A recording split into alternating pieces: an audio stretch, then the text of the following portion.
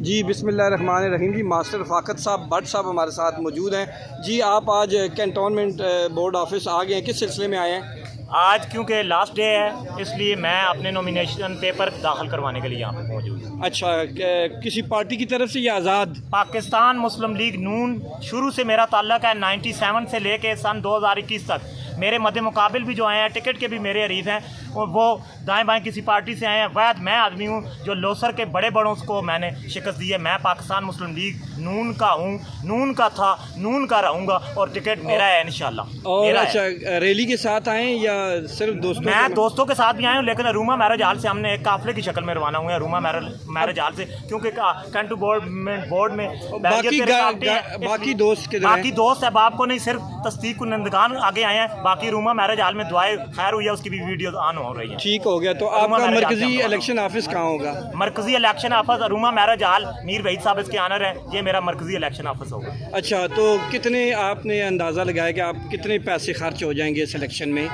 پیسے جو ہے انشاءاللہ میں جو ہے کنٹونمنٹ بورڈ کا رول کا پابند ہوں.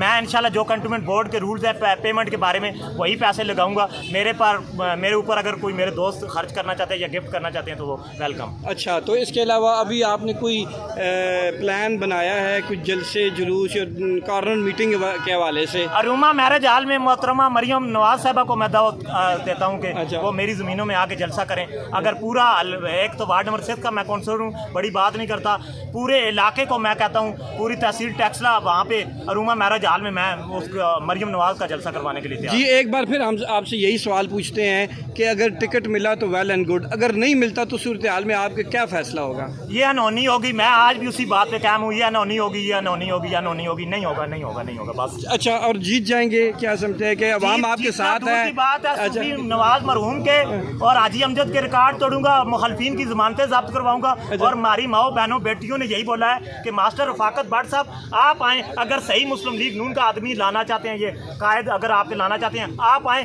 ہم آپ کو ایسی ووٹ دیں گے کہ آپ مخالفین کی ضمانتیں ضبط کروا دیں گے. جدو شیر شکار نکل پیا تو پھر کی تکنا ساجے باجے. بس بہت